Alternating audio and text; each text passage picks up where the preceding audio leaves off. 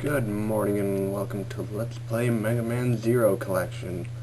This is kind of a continuation from my Let's Play of Megaman Zero 1, so yeah, that's kind of why I am starting on episode 9 as my part number for this one. Even though the last ones weren't really episodes because they were weirdly constructed, but that's beside the point. Point is that this is technically the first part that's actually done on Megaman Zero Collection. But, oh well. Well, I managed to talk through that whole boring recap of the stuff that we saw in the previous LP of the first game. And I am playing the easy mode scenario. So I just now finished the first game, but what? It doesn't even save my main option settings, but it doesn't save the fact that, hey, I like to have Z-Saber as my main weapon. In that case, I decided to shoot things for some reason. Anyway.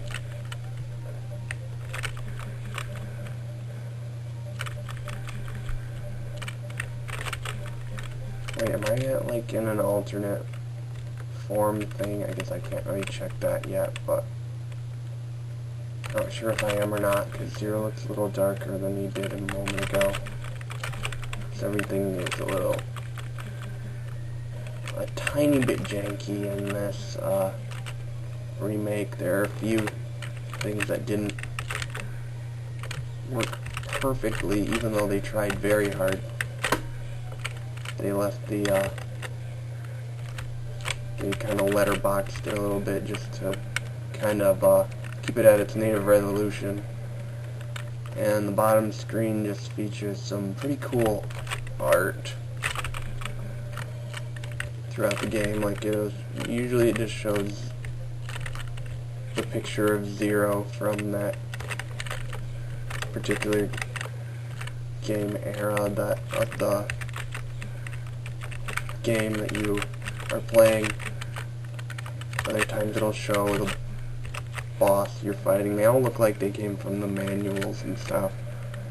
That's just pretty cool. I mean, you can use X and Y for stuff, and the bottom screen does let you program that, which is pretty neato.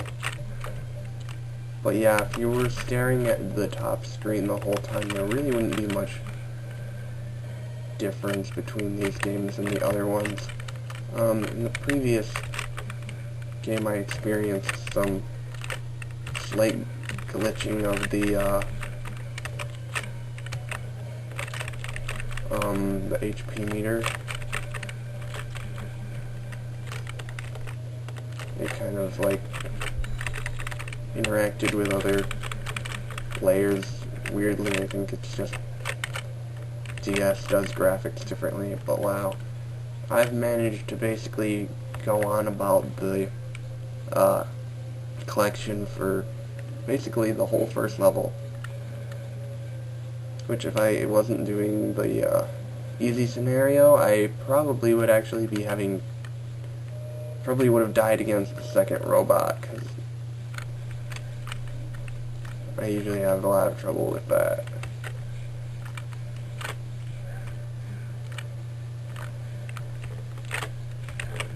Wow. I don't think you are allowed to, in a regular game, I don't think you're allowed to charge your saber at the beginning, so this particular fight would have been more difficult. Let's see how I grade out. Not bad for someone who's as bad at this game as I am. And I'm particularly bad at this second one for some reason. But that's not related to why it's probably my least favorite in the series. I think the reason is that it basically just lacks anything particularly great and awesome that I liked.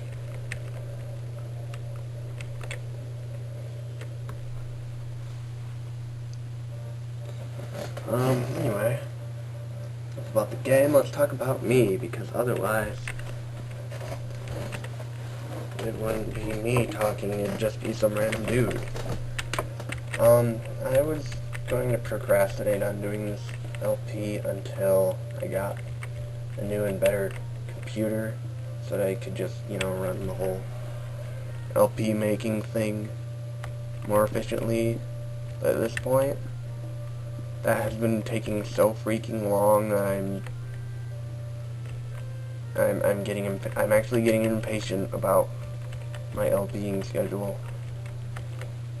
I'm pretty busy these days, to be honest, but the busier I am, the more I like to kind of organize myself and just kind of say, okay, today now that I've done all this, I also have to do something in all these different categories. So since I've done a lot of writing and my homework situation is pretty tame, I decided that I wanted to do some game-related stuff today. And so I worked on the Platinum hack. Well, I didn't, work on it itself, but I did a lot of, notes and planning for it. 0, 0, everybody loves 0. I like how all of the major characters, well, not major, all major characters, that would be a stretch, but superpowered Reploids have, symbols as name. You have 0, X, and then the third one you have Omega, which, Omega is that little Greek sign.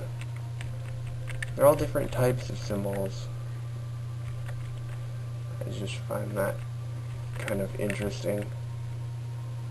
Which means there needs to be one that's named I don't know, degree, maybe,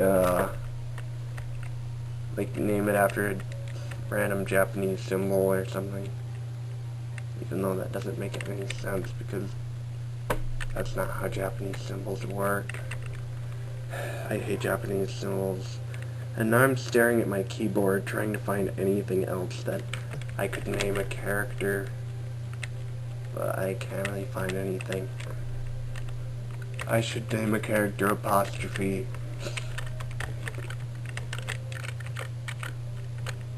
If it wasn't already the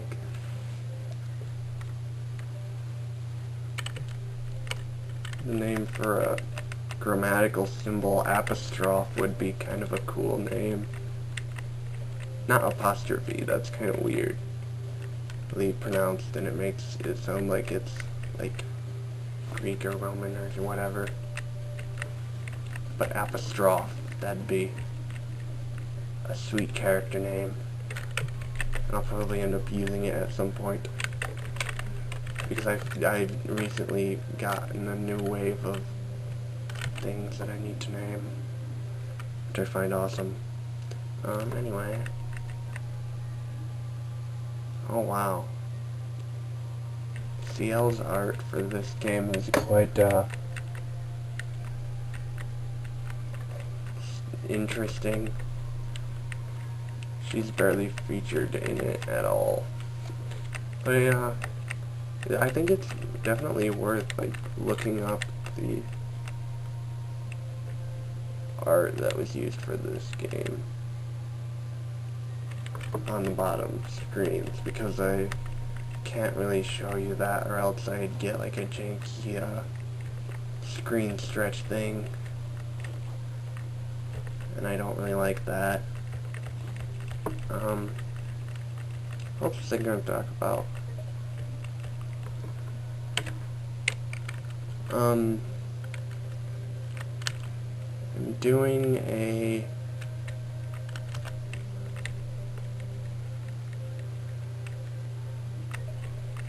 oops, I didn't really want instructions. I'm doing a RPG Maker project that pertains to my stories, so I'm hoping that it can kind of coincide with my... Sure enough, ultimate. No. Ah, that's not what I meant. I'm just saying I'm not that great at it.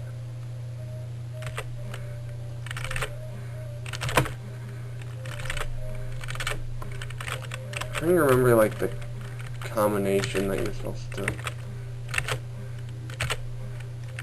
do to, like,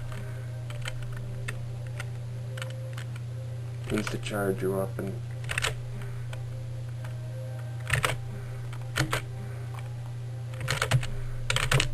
Something really weird, like direction, and whoa! I had it. Oh, it's up, forward, down, B. No, that's not what I meant to do. I was just trying to test it. It's not my fault that the up key happens to be involved, or up arrow, if I was actually playing a DS, but everyone knows that you can't really record a DS or an LP. Although there is a person on YouTube I saw recently who I thought was recording an actual DS due to the way they were narrating, which I thought was kind of interesting. But yeah, the RPG Maker project is not going to be like a huge thing because there are a few difficulties I'm having with it, and honestly, it's not like as easy to do as opposed to the Platinum hack, because the great thing is that about a game hack like that is if you invest some time, you don't really have to be a great programmer to make a decent game out of it, as long as you're actually good at the idea, which I kind of hope that I am. It's going to be a pretty basic Pokemon hack, and it's going to be it's going to be okay. The RPG Maker project is pretty complex. I will admit to that. But yeah, it doesn't offer me like